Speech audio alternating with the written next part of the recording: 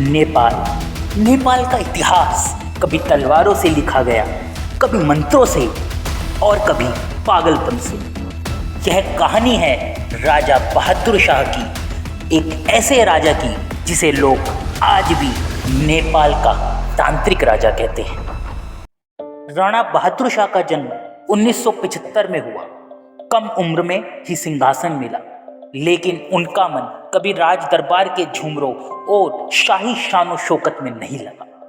कहते हैं रात के सन्नाटे में वह दरबार से निकलकर तांत्रिक साधुओं के बीच बैठते।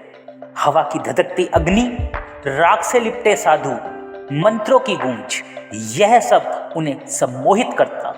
लोग धीरे धीरे फुसफुसाने लगे, हमारा राजा देवताओं का प्रिय है या किसी अंधेरे साधनाओं का कैदी। युवावस्था में राजा बहादुर शाह ने सबको चौंका दिया।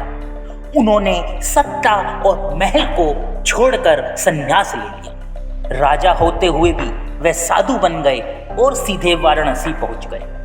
काशी के घाटों पर वह साधुओं और तांत्रिकों के साथ दिन रात बिताने लगे। यही नहीं, कहते हैं कि वहां उन्होंने एक साध्वी से विवाह कर लिया। नेपाल दरबार में यह खबर बिजली की तरह गिरी। लोगों ने कहा हमारा राजा अब सन्यासी हो गया है, नेपाल का भविष्य अंधकार में है। लेकिन राणा बहादुर शाह साधारण सन्यासी नहीं थे। कुछ वर्षों बाद वह अचानक नेपाल लौट आए। दरबार में प्रवेश करते ही उनकी आंखों में एक अजीब सी चमक थी, आधी तांत्रिक उन्माद की, आधी सत्ता की भूख की। उन्होंने घोषणा की, मैं फिर से राजा बनूंगा। पूरा दरबार सन्न रह गया।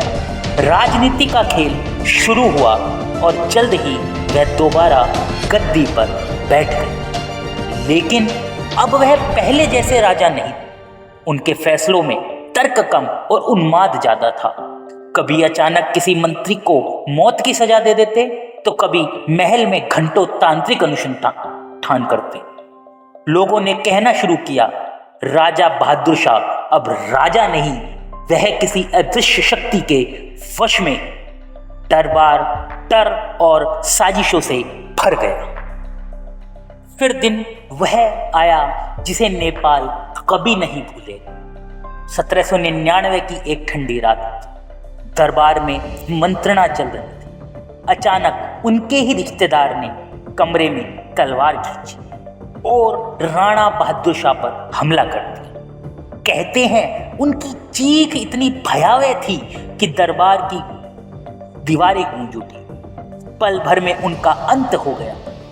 एक राजा जो साधु भी था और तांत्रिक भी, रक्त की धारा में बह गया। इतिहासकार आज भी पूछते हैं, क्या राणा बहादुर शाह सच में सन्यासी थे? क्या वह तांत्रिक शक्तियों के मोह में फंस गए थे, या यह सब उनके पागलपन की कहानी थी? नेपाल की गलियों में बुजुर्ग अब भी कहते हैं, वह राजा था पर साधु भी, वह साधु था पर पागल भी, और उसके भीतर छुपा रहस्य आज तक कोई सुलझा नहीं पाया।